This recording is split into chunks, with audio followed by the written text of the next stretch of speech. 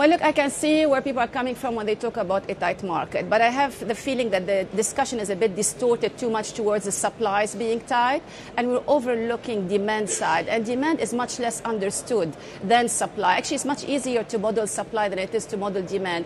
And demand is pretty much affected by the economic outlook, macroeconomic outlook. And there, are we going to have a recession, yes or no? Where and for how long? China. China, for me, is the biggest wild card.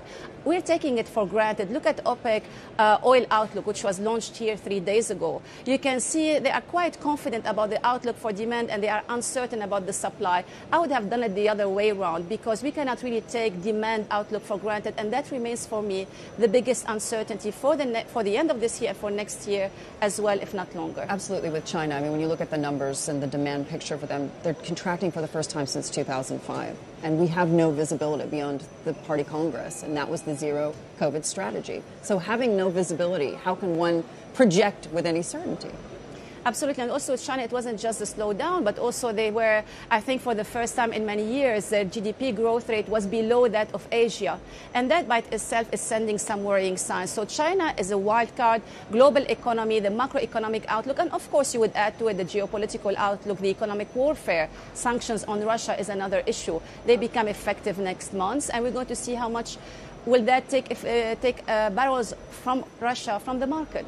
How do you see OPEC production policy shaping up towards year-end, given the spat that we see between the US and Saudi Arabia, and you could probably add the UAE to that as well? I think OPEC's main problem is this kind of gap between what they are saying they are going to do and what they are actually doing.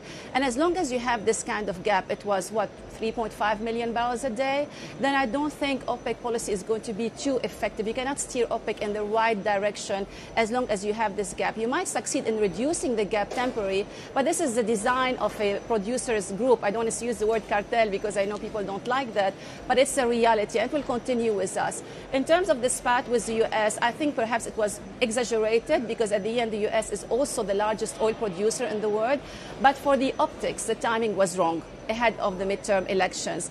But I wouldn't really make a big thing out of it. There are other issues where they can disagree on the political side, but they also have bigger interest, at least here in the region, to sing the same song, the same tune.